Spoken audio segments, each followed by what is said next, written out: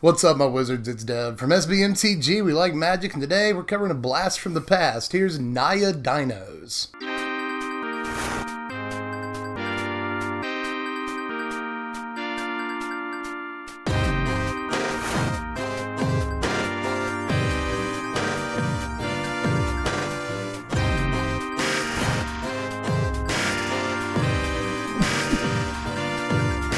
Yeah, Naya Dinos. It's been a while, right? And a lot of people thought that this deck was extinct at one point, but much like the forgotten mid-90s animated classic, wait for it, they're back. A lot of people think that this deck can leave a footprint on Standard, so let's take a look at this thing here and see if these fossils still have some fuel.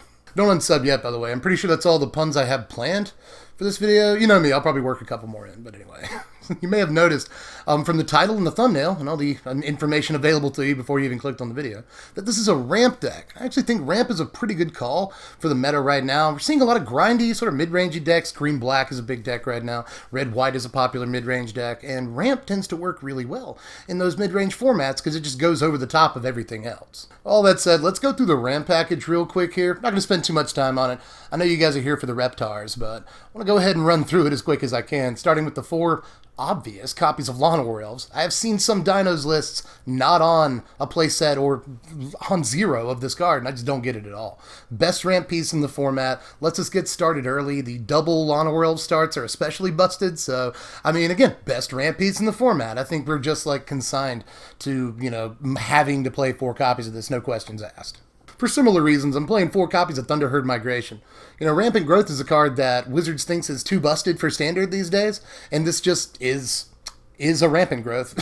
You know, we've got 20 Dinosaurs in the deck, so the chance that you'll be able to play this for 2 mana on turn 2 are extremely high, above 90%, in fact. So, Thunderherd Migration is a must-play as well, and the starts where you get, you know, double Llanowar Elves and a Thunderherd Migration just let you do evil things starting as early as turn 3. We are working in 3 copies of Circuitous Route in the deck. I've always loved the word circuitous. Just fun fact about me. But in any case, Scar's pretty good too. It's like a new explosive vegetation, but it's better. Just better in every way. And we are playing 1 Boros Guildgate in the deck, you know. At one point I was playing 2 different Guildgates. I don't think you actually have to do that. But if we need to, then we can play this and go get the Boros Guildgate, and suddenly we have all 3 of our colors. But more often than not, you're just going to fetch a couple of basics up of a couple of different colors, and then when you untap on your next turn, you'll suddenly be able to produce like 7 mana on turn 4 if you're able to get this with ramp. So, again, just busted stuff available as early as turn 4. You can do some of the, you know, the biggest plays in the deck. Plays like that are unbelievable, and you need Circuitous Route for them. So I'm not going to play all 4 copies, but I will work in 3. Now, I'm playing 4 copies of Treasure Map in the deck. I was on 2 copies at first. The card is just too good, though. There is no reason not to play 4 copies of Treasure Map. It is the perfect card for the deck. You know, fills out the 2-drop slot, doesn't stretch the mana at all, helps us fix bad draws, gives us more draws later, fixes the mana, just does literally freaking everything. It's more ramp because it turns into a land. Like, what do you want? You gotta play 4 copies of Treasure Map. Now, even though it's not ramp, I'm still going to put Commune with Dinosaurs in this section. We're going to play 3 copies here, and you might be able to push it to 4. I just didn't want to push the land count down anymore, but this card does help you push the land count down for what it's worth. It helps you turn, you know, 1 and 2 land starts into, you know, 2 and 3 land starts, which is a world of difference, especially if you've got a ramper or 2 in your hand. So it's important for that reason, but it also just helps you find dinosaurs, you know, again, 20 dinosaurs in the deck, so the chance that you find a dinosaur in the top 5 is actually really, really high. This just lets you like redo draw steps in the late game. You've got the extra mana for it. So if you draw a Commune on turn 6, kind of no harm, no foul, you know? Just cast your Commune and find the dinosaur you were looking for anyway. But speaking of dinosaurs, as I said when I was 5, let's talk about dinosaurs! Starting with the 4 copies of Thrashing Brontodon in the deck. This is just easily the best 3-drop dinosaur we can play in my estimation. Like, Deathgord Scavenger is fine too, but you getting out of here, Ziggy? I'm gonna let you go. Don't knock over the microphone, buddy. I trust you. I'm gonna trust you on this one. You're a big boy. But, in any case, Thrashing Brontodon's a big boy, too. He did it, you guys. He jumped off the table without upsetting anything. It was kind of amazing. Our boy's growing up. In any case, this is a huge body for the mana cost, honestly. 3 mana for a 3/4 is really good in this format, especially when it can come down on turn 2. Plus, if you need it, to like blow open Ixalan's bindings and stuff.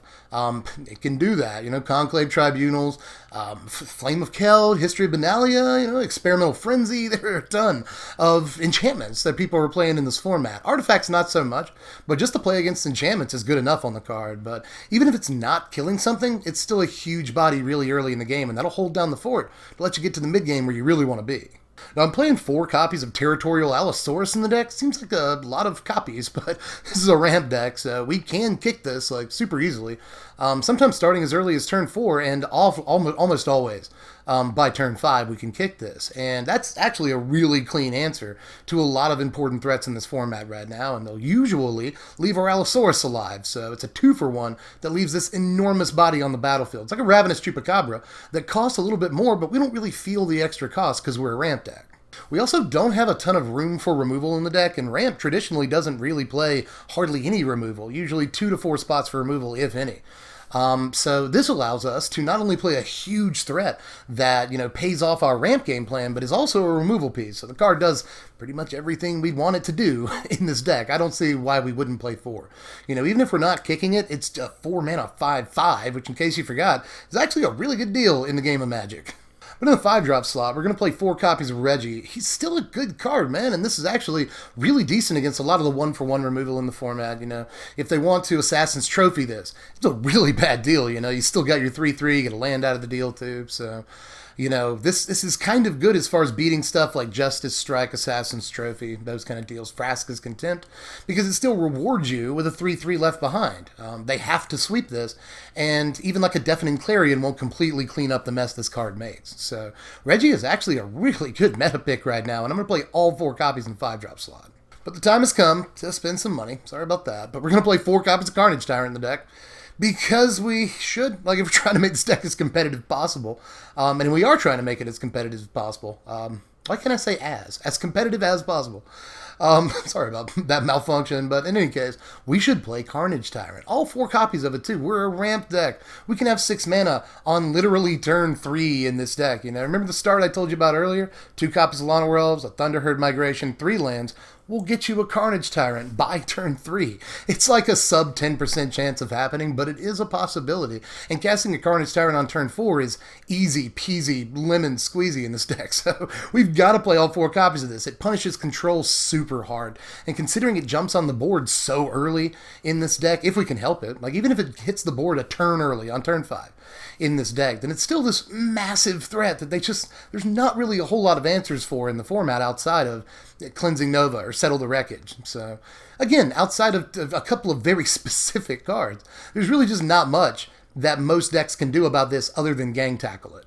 It's just bar none the best card in the deck. It's not legendary. Why would we not play 4 copies? I keep saying that about cards in the deck, but it's especially true of Carnage Tyrant. Again, easily the best card in the deck, the best dinosaur in the format. Play 4 copies of Carnage Tyrant. That said, we'll talk about budget options a little bit later, but let's move on to the 3 copies of Awakening Sun's Avatar in the deck. We're going all out, and we're doing this, you guys. And Awakening Suns is actually really good right now. Ziggy's back. This does take until turn 4 or often 5 to hit the board in this deck, but it's still totally worth it, you know. Cleansing Nova takes until turn 5 too, right? But white control decks still play that card because a turn 5 sweeper tends to be very good. The same is true of this, only your turn 5 sweeper leaves behind not only this body, but usually another body or 2, and that's game over. Like, that's the reason we're playing Awakening Suns, is this is the finishing move, man. This is the top rope elbow drop, the sharpshooter leg lock. This, you guys, is how we're going to win the game a lot of the time. Now, obviously, we can just play a couple of ramp pieces in the early game, get a couple of monsters out, take the game over, and force them to answer our huge dudes. Though we can do that, but this is a great contingency plan, you know. If they start mounting a defense or trying to turn the corner, then this can just shut out all hope of that happening. We get a huge monster, we get to keep our dudes, and we get a one-sided board wipe. Yeah, thinking of ramp deck, a dinosaur ramp deck no less, this is the single best ramp payoff, so I'm going to play 3 copies. Even Ziggy just looked at me like I'm crazy, but I'm telling you, it works. Give it a shot. But in any case, we are going to play another 8-drop creature in the deck, and that's the 1 copy of Gishath, because I'd feel really bad if we weren't playing Gishath. This is actually not bad, though, when it does come down, because it can go ahead and get to attacking immediately. And again, 20 dinosaurs in the deck, so let's say you hit for all 7 of its combat damage, which is not going to happen almost ever, but theoretically, this can easily get you 2 dinosaurs, probabilistically, out of that equation. So very often if it hits for just 3, 4, spillover trample damage, it's going to get you an extra dinosaur. And that kind of card advantage is unbelievable. But even if it doesn't get you card advantage, it is a, 7 power haste dude with other abilities too. And there's nothing wrong with that. Now we're playing 22 lands in this deck. It seems pretty low, right? But again, we got Commune with Dinosaurs, Llanowar Elves, a bunch of other ramp pieces, treasure map. It's totally fun. 22 is actually about where you want to be. I wouldn't push it any lower, don't get me wrong. But you can get away with 22 a lot easier than you might think. Even though the sources look a little bit low, all we really have to worry about is green mana starting on turn 1, and then we can get the ball rolling from there. We get a Llanowar Elves or a Thunderherd migration. All we really have to have is that 1 green source, and then we can just get whatever mana we need from then on. Now here's our sideboard right here, and I've seen a few different sideboards for both red-green dinosaurs and Naya Dinosaurs. This is one of those where the sideboard can look a mess and can look very different from deck to deck, and my deck's no different, but I think Deafening Clarion is the most important card in the sideboard. This allows us, to not get run over and actually turn the corner against aggro decks, and the lifelink mode on it is insanely relevant some of the time if we've gone down to, 5 or 6 before we can start turning the corner ourselves. This allows us to just gain a buttload of life all at one time, even if only a couple of dinosaurs are attacking. But mostly, this is an early to mid-game ramp, or sweeper that we're going to need against the low-to-the-ground aggro decks. We've also got Fight with Fire in there. This is, in a way, to deal with Lyra Dawnbringers that can come in from the sideboard. Control likes to play Lyra Afterboard and stuff. And a couple of other mid-range decks will play Lyra Afterboard. And obviously a lot of decks right now are playing Lyra in the main deck and won't side her out. So Fight with Fire can come in against her, but we're also a ramp deck, obviously. So we have a much better chance of kicking a Fight with Fire than just about any deck in the format. And if we want to kick a Fight with Fire for the win, we can do that. So against these grindy mid-range decks like Golgari, this will come in as well. We've also got the Viv Reed in there. This will come in against, flying creatures like Lyra Dawnbringer, Shalai, Aurelia, Resplendent Angel. It's really good against them. But it can also kill enchantments and artifacts, obviously. A little extra play on it. But it comes in against control as well, so it can effectively draw us cards in the late game. Banefire comes in against control too. Shouldn't really have to point that out even. Banefire is obviously an anti-control card. In the late game, we can just fire them out for the win. That's obvious. But I am doing a couple of weird things here, including the 1 copy of Colossal Majesty. This is against mid-range and control decks. Against mid-range, this is almost guaranteed to draw us a card once we get it down on just about every turn. And that is a very good value. I won't play more than 1 copy of it, but it is pretty good in those games. So I'll at least play the 1. I know nobody else is, but I'll do it. And I'll play a copy of Sarkhan's Unsealing, which I have seen in the main deck of these Dinosaurs decks. I've seen in the sideboard. But this card is actually not as important as it might look for this deck. It feels a little bit win more, which is sort of the problem with a lot of cards that could be in this deck but aren't. We'll get to that in just a second, but Sarkhan's Unsealing is just good enough in mid-range matchups and against control for that matter that I'll run a copy of it in the sideboard. It is important if you get it in those matches sometimes. But let's talk about some possibilities and such for this deck, some budget options, and some cards I didn't play. Starting with Ghalta. I just said about Winmore. Ghalta feels Winmore, Ghalta is really good in these stompy decks that can get her on, turn 4 relatively easily, But we actually can't do that every time, We don't start playing big fat bodies until, turn 4, So, sometimes turn 3, yes, but Ghalta is just not as much of a priority because Ghalta won't come down until turn 7 or 8 when we've already developed a board big enough to kill the opponent anyway. So, Ghalta, again, just kind of felt Winmore in this deck. She's not necessary, but if you got a couple copies lying around, I could definitely see working her in, don't get me wrong. I also didn't play Ripjaw. You may have noticed that I played all 4 copies of Territorial, and I've considered going to 3 copies of Territorial, 1 Ripjaw. I think there are reasons to play the card. Obviously the deck needs to draw cards. It just doesn't have a whole lot of ways of getting gas in the late game. It relies heavily on top decks some of the time. So it would be nice to have a card that could at least theoretically draw us a card or 2, and it doesn't die to Justice Strike, which I think is important to note in this format right now. So I see reasons to play Ripjaw, but I just thought Territorial was the better card at the end of the day. You could also play Goreclaw. I've seen that suggested for this deck a few times. I'm interested in the suggestion, but I never actually tried it out, so I'm sorry about that. I just wanted to play dinosaurs in the deck, so I didn't end up on Goreclaw, but I can definitely see that working out. Aside from that, though, there's other, more budgety, low-impact stuff, and I think that's the problem with it. Stuff like Drover of the Mighty and Huntmaster and Savage Stomp. I think these are good. You okay, buddy? I'm going to let you go again. These are good, budget options for the deck, but if we're trying to, again, play a high-impact competitive standard deck, I just think there are better options for our slots than these cards. And finally, I actually really like the idea of charging Monstrosaur right now, and I have seen this in a couple of decks in MTGO League results that aren't even like Dinosaurs decks. Just a couple of people have been playing like 2 or 3 charging Monstrosaur, and I can see why. It's a big haste threat, your opponent doesn't have any time to deal with it, they don't have an extra, a turn to untap and do anything about it. And if they do tap out for Teferi, I know they're going to untap 2 lands, but if they don't have specifically Essence Scatter, there's not a whole lot they can do, maybe Seal Away or something. But this can just come down and just eat Teferi cleanly, and I kind of like that about the card, but it's just a big haste threat that's going to come down like turn 4 at the earliest in this deck, and I can actually see it being a pretty good card in this deck. Here are your power rankings, though. Final score of Nintendo 64. We do a lot pretty well in this deck, Our offense is off the charts. Every creature we play, except for, I guess, Lana World, is going to be a huge threat the opponent absolutely has to answer and could just, threaten to take over the game by itself. So once we start getting the ball rolling, we get our ramp in order, and we start playing things on turn 3, 4, 5, then we can just take over the game, if our opponent doesn't have the right tools to either answer our threats with, spells, removal, or creatures of their own. And that's going to be tough. It's going to be a tough row to hoe for a lot of opponents because, they're playing Fine Broker on turn 4 or 5. They're playing Ravenous Chupacabra on turn 4 or 5. That's cool. They're getting something back. They're killing one of our guys. But all of our creatures are just, monsters compared to theirs, We actually, I think, play midrange better than a lot of the other midrange decks in the format right now. Takes us a couple of turns to set up, and we don't have as much, early game value. But, again, once we get to the mid and late game, we just blow everybody out every turn for 3 or 4 turns in a row. We're playing one of the biggest threats in the format. And then with Awakening Suns, and we're just done.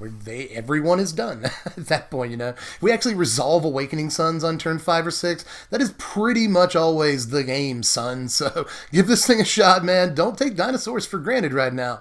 Of all the Ixalan tribes you could be trying out in Standard, I think they're easily the most solid right now. And if you're interested in trying this out, you probably have a good bit of these cards. Just in case you need to order any of these pieces, just click the first link in the description. That'll take you over to my buddies at TCG Player. They help put my content on the internet. They help sponsor me. That's nice of them.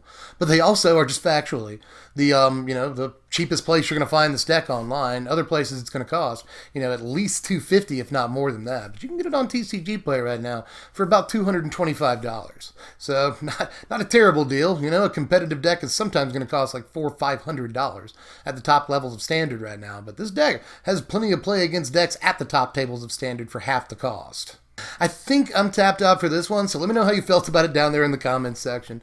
There's a lot of different directions you can take Dinosaurs right now. This can just be a straight-up mid-range deck. I've seen, red-green Dinosaurs in MTGO League results a couple of times now. Seems like a fairly strong mid-range deck, but I really like the idea of ramp in this format right now, where we just, again, we go over the top of every other deck that is mid-range, but still smaller than us, so we can take advantage of that. But anyway, let me know how you felt about the deck and its construction and what I did and did not play and all that. And point out anything I missed. Do all that stuff in the comments section. And make sure you like the video if you've got the time. I hope you do. It's just click, the video is liked. Subscribe to the channel for more decks. Hit the bell for notifications. That would mean a lot to me too, more than I let on. And you can also join the Patreon if you really enjoy the content. But if you want to influence the content, you can join the Patreon too. For just $1 a month, I'll let you vote in polls to see what decks you want next. That's the whole reason we're doing this deck, is because my crazy, crazy patrons wanted to see Naya Dinos, way more than anything else. So if you want to influence those votes, send me $1 a month on the Patreon, and I'll let you do that. I'll let you do exactly that. And I'll let you know what decks we're doing the day before we even do them. So a lot of info for a George Washington a month. Get over there if you feel like it. But aside from that, pretty sure I'm done, you guys. So I'll catch you guys later. I'm Deb from The Place. Thanks for watching, my wizards. Spread love and be kind. This shit dope, we're gonna get stuck against your birthday. We got a Nintendo, my fire red, my leaf green, hard as a diamond with the platinum sheen.